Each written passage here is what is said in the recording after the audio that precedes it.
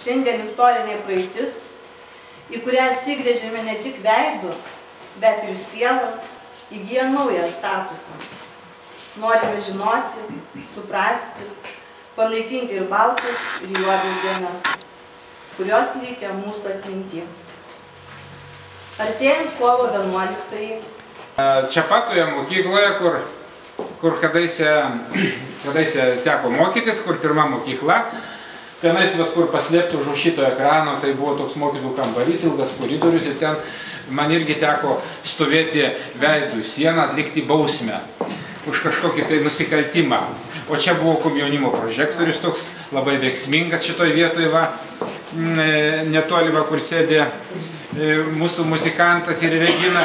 Tai buvo aš nupieštas, kaip šeštadienį pamokų metu važiuoju žiūrėti žirgų lenktynių į Dusetas.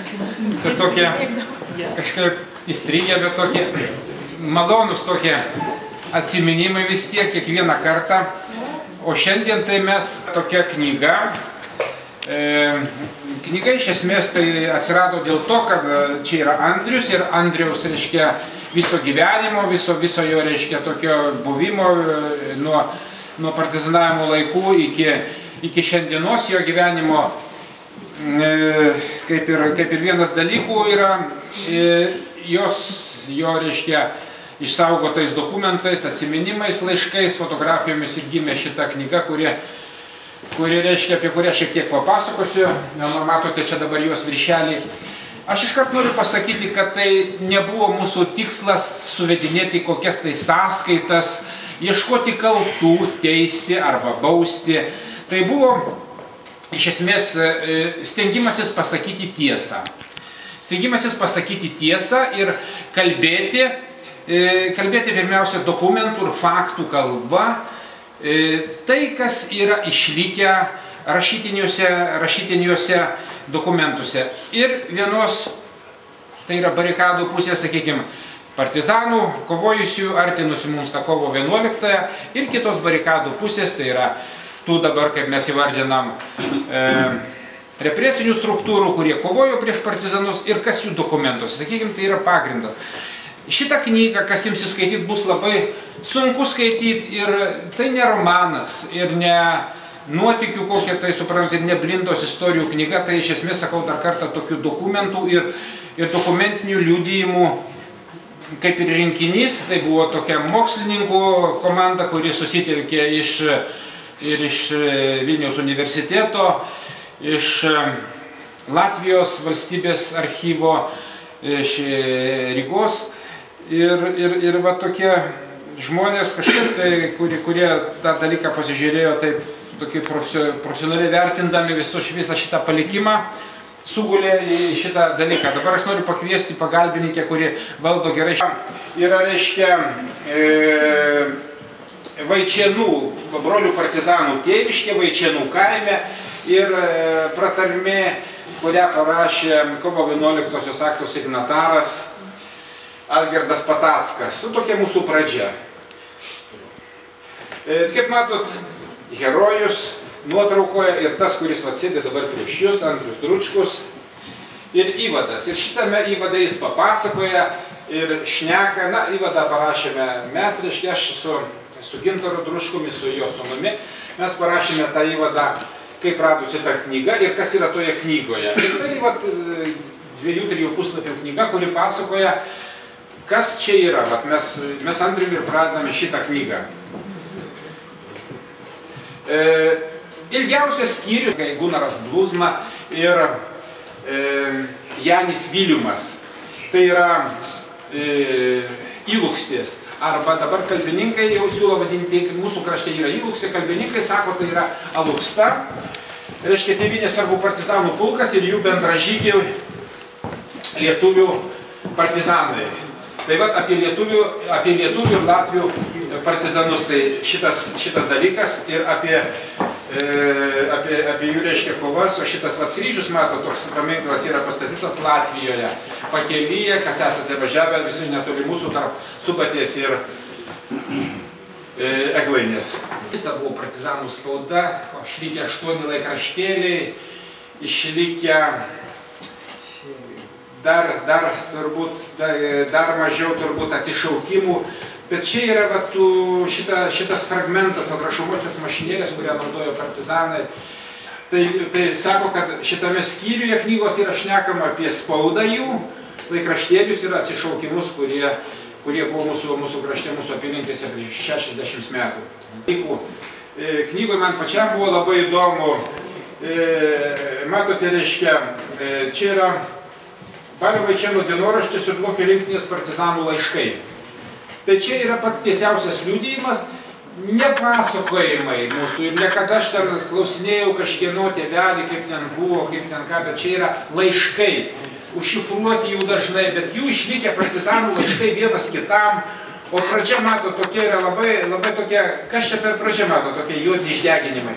Tai čia yra toksai laiškas, kuris Andrius saugodamas jį, reiškia, per sausio 13-osius įvykius Kaune prie telegrafo stoties, kada jis buvo sekamas, kada jis buvo, reiškia, tiesiog sekė, kur tie dokumentus jis nešioja, kuris neša dauginti, specialių tarnybų sekliai jį, reiškia, surado jo, reiškia, tos užrašus, dokumentus, trupučiuką Andriui nusisukant ir tą momentą, reiškia, paprastam, reiškia, kažkokiam tai klozetė sudegino, sunaikino, pas Andriui liko tie likučiai. Tai čia yra ne koks montažas, bet čia yra tikras dokumentas, partizanų laiškas, kaip matot, sugadintas laiškas, bet vis dėlto mums jų daug pavyko čia surasti.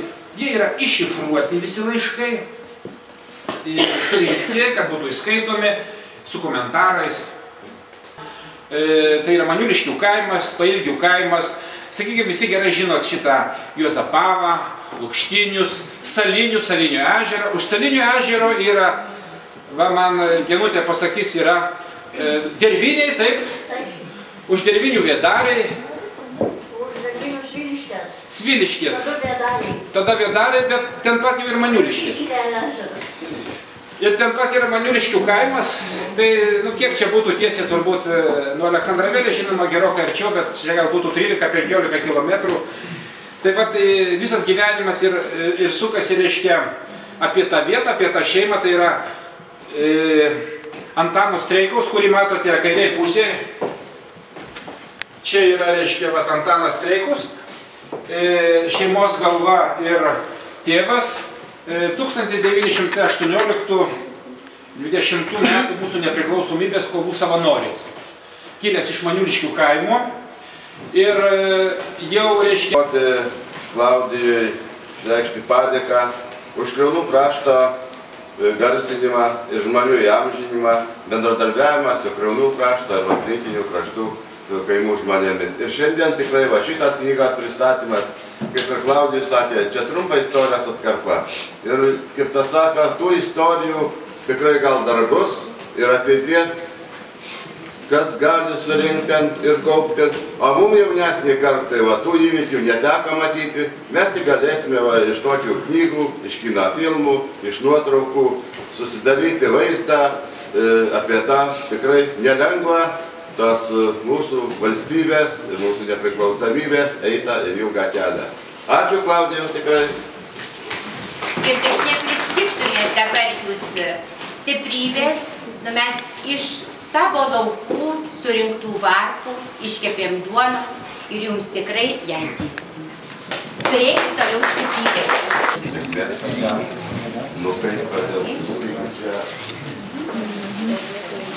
Kad dar ir dar. Sveikiname, dėkojam. Jums dėksime, prisideda prie tokių didelių ir gerų darbų. Už tai, kad jis prasmingai jas įamžino, kur mes tikrai galėsime savo istoriją dar pasakot vaikam, anūkam, proanūkiam ir ateinančiom kartom. Tikrai be jūsų tos mūsų tikrosios Lietuvos istorijos mes vargu ar žinotumėm, ar galėtumėm perteikti tiems, kadangi to jau aš nepatyriau ir jo labiau nepatirs mūsų vaikai, o per jūsų visą šitą mes galim pasakyti vis dėlto Lietuva, kokia tu brangi.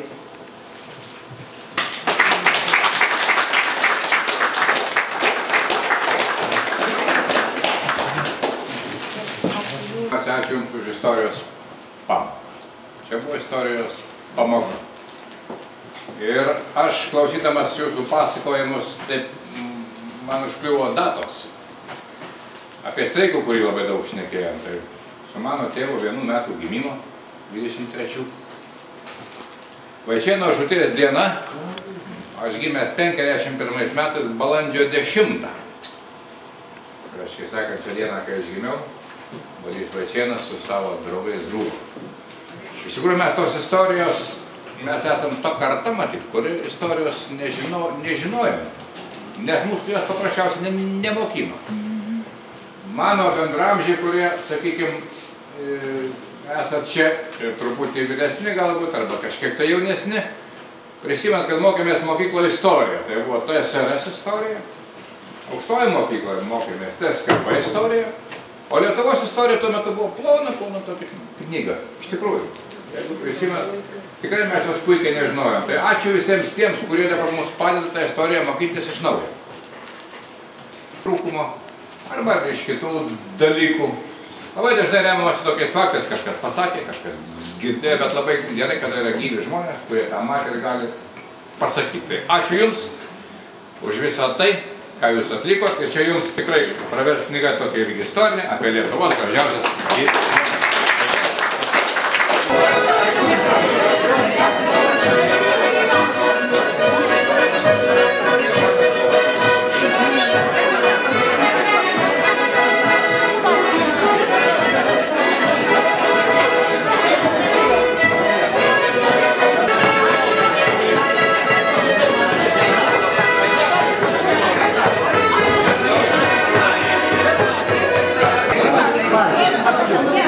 Mano